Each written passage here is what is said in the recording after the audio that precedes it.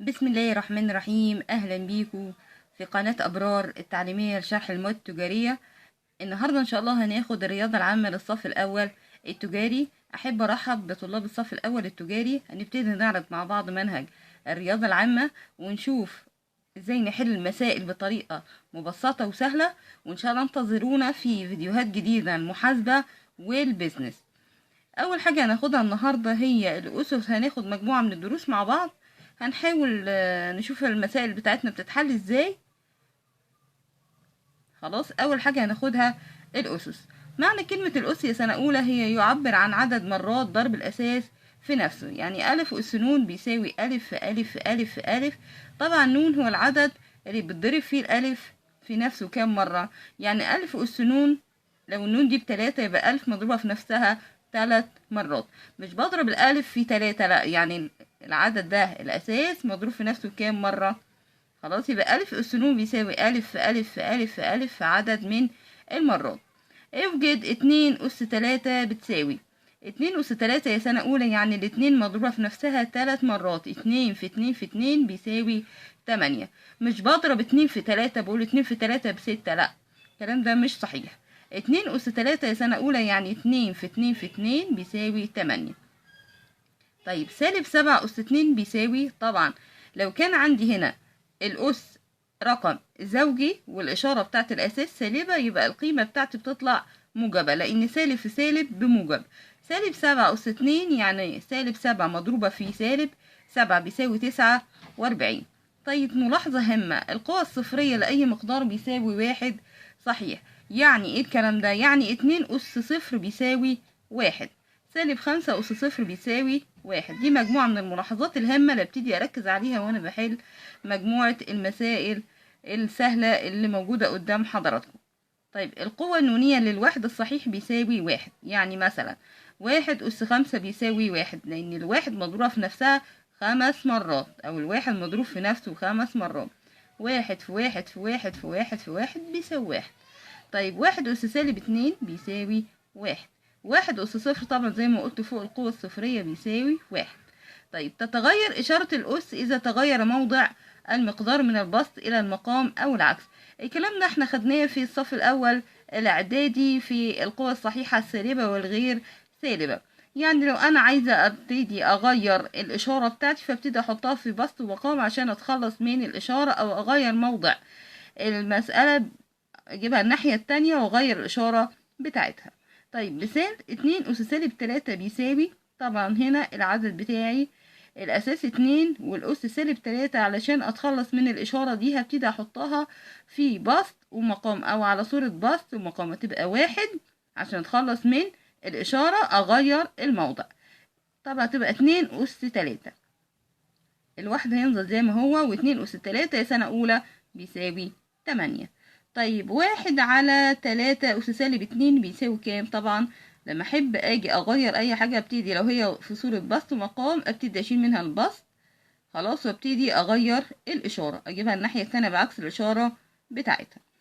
طيب يبقى 3 أس 2 بيساوي 9.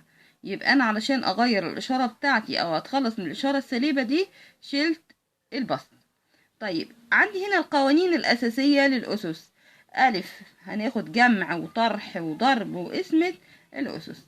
طيب أ أس م في أ أس ن بيساوي، طبعا في حالة الضرب يا سنة أولى بجمع الأسس، يبقى الألف هتنزل زي ما هي، وميم هتبقى ميم زائد نون. يبقى في حالة ضرب، في حالة الضرب عندي بجمع الأسس. طب في حالة القسمة يا سنة أولى ببتدي أطرح الأسس، يبقى أ أس م في أ أس ن. الألف طبعا تنزل زي ما هي تبقى م زائد ن. طيب أ أس م على أ أس ن بيساوي ايه يا سنة أولى؟ الألف هتنزل زي ما هي وم ناقص ن. طيب عندي هنا المثال الأخير في القواعد بتاعتي، أ أس م مرفوع القوة ن، يبقى ألف هضرب بقى م في ن، الألف هتنزل زي ما هي وابتدي أضرب م في ن. طيب الموضوع بتاعي ده عايز شرح وعايز مسائل، هبتدي أخدها بشوية تفصيل. عندي المسائل التمارين. اوجد قيمة كل مما يأتي. 2 أس 2 في 2 أس 3. طبعا مش هقول 2 في 2، لا، الكلام ده مش مظبوط. هاخد 2 واحدة علشان الأساسات عندي متشابهة، هاخد الاتنين هنزلها زي ما هي وابتدي اجمع الاسس، يبقى 2 أس 3. يبقى 2 أس 3 بيساوي 5. انزل 2 زي ما هي، و2 زائد 3 بيساوي 5. ابتدي بقى بالآلة الحاسبة اضرب الاتنين في نفسها 5 مرات اهي على جنبي في الملاحظة، تبقى ب32. طيب 3 على 5 على 3 أس 5 على 3 أس 2، التلاتة 2 زي ما هي سنة أولى. طيب في حالة القسمة ببتدي أعمل إيه؟ بطرح الأسس، يبقى 5 ناقص 2. يبقى 3 تنزل زي ما هي، 5 ناقص 2 3. 3 أس 3 ب27. طيب عندي هنا جذر 7 أس 0 بيساوي 1. تمام كده؟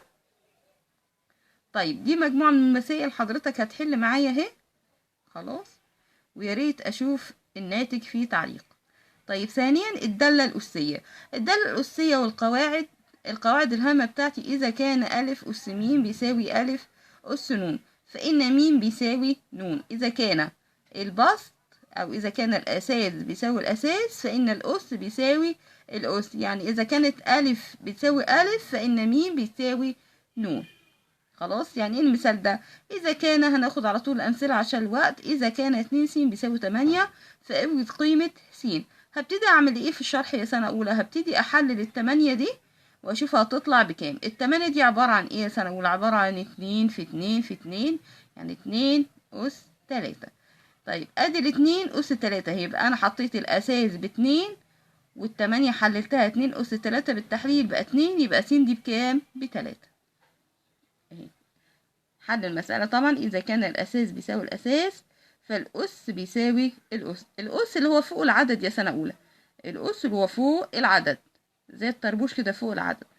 يبقى بما أن 2 س بيساوي 8، هاخد ال8 وأحللها، يبقى 2 س بيساوي 2 أس 3، إذا س بيساوي 3.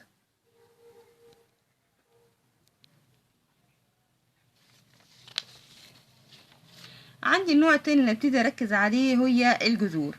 إذا كان س أس ن بيساوي ب، فإن س تسمى الجذر النوني للعدد ب، وتكتب الجذر التربيعي النوني بيساوي س. يعني مثلا الكلام ده ممكن أظبطه كده سريعا بالآلة الحاسبة. يعني 9 بجيب جذرها بيساوي 3. خلاص، 9 يعني 3 في 3، يعني جذر 9 3. طب 27 ده الجذر التكعيبي، يعني 27 3 مضروب في نفسها 3 مرات. الجذر التكعيبي للعدد ده في الآلة الحاسبة اسمه شيفت، وبدوس على الجذر شيفت والجذر. طيب نتيجة هامة، إذا رفع الجذر الأس المساوي لا دليل، وكان الناتج هو ما تحت الجذر. معنى الكلام ده إيه يا سنة أولى؟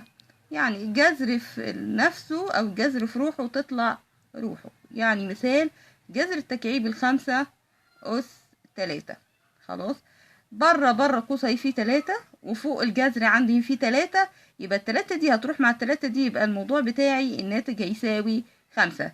الجذر التكعيبي ده هيروح مع ال3 اللي بره، هتبقى بتساوي 5. طيب الجذر التكعيبي خلاص لب، الب اللي بره فوق الجذر دي هتروح مع الب اللي على القوس، هيساوي ألف. حول المقادير الآتية إلى صورة جذرية. حول المقادير الآتية إلى صورة جذرية. 7 أس 2 على 3. خلاص، 7 أس 2 على 3 بيساوي الجذر التكعيبي ل7 أس 2. 7 أس 2 يعني 49. جذر التكعيبي ل49، طبعا 49 ملهاش جذر تكعيبي. دي احنا بنتعرض للرياضة البسيطة بتاعتي بصفة عامة. الجذور الصماء. الجذر الأصم يا سنة أولى هو اللي ملوش جذر. الجذر الأصم أو العدد الأصم اللي هو الذي لا يمكن إيجاد قيمته بالضبط على الآلة الحاسبة. يعني مثلا لو أنا دوست جذر 36 هديني 6، جذر 49 هديني 7، يبقى بيديني عدد صحيح. طالما أعطاني عدد صحيح يبقى ده مش جذر أصم. طيب الجذور الصماء، تعريف الجذر الصم هو الجذر الذي لا يمكن إيجاد قيمته بالضبط دون علامات عشرية. يعني ما ينفعش أجيب جذر 7 من غير كسور وعلامات عشرية، هيديني مثلا 3 علامة 0 5 مش عارفة ايه، كل الكلام ده يبقى ده اسمه جذور صماء. طيب الكمية التخيلية. إذا كان دليل الجذر عدد زوجي والمقدار والمجذور سالبا، يسمى هذا المقدار كمية تخيليا. إذا كان العدد بتاعي الجذر عدد زوجي والمقدار المجذور اللي تحت الجذر ده سالب، يسمى هذه القيمة كمية تخيلية. يعني جذر -9، خلاص، يبقى ده كمية تخيلية، لأن اللي تحت الجذر ليه جذر بس بتمنعني الإشارة سالبة، لأن الجذر ملوش إشارة سالبة. طيب الجذور المتشابهة هي التي تتشابه بعض تبسيطها في المقدار خلاص والأدلة. يعني مثال جذر 5 وجذر 7 جذر 10 دي جذور غير متشابهة لأنها جذور صماء.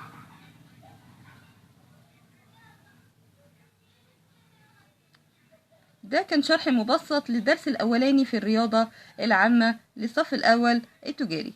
يا ريت حضرتك نكون سعداء جدا لو حضرتك بصيت بصة كده على المحاسبة والبيزنس الصف الأول التجاري. ما تنساش الاشتراك في قناة أبرار التجارية أو أبرار لشرح المواد التجارية. خلاص دوس على الاشتراك ودوس على الجرس عشان لو أي فيديوهات جديدة حضرتك مميز عندنا فتوصلك بشكل مباشر وسريع. اشوفكم على خير يا سنة اولى في المرة الجاية في الفيديو الجاي ان شاء الله في المحاسبة، والسلام عليكم ورحمة الله وبركاته.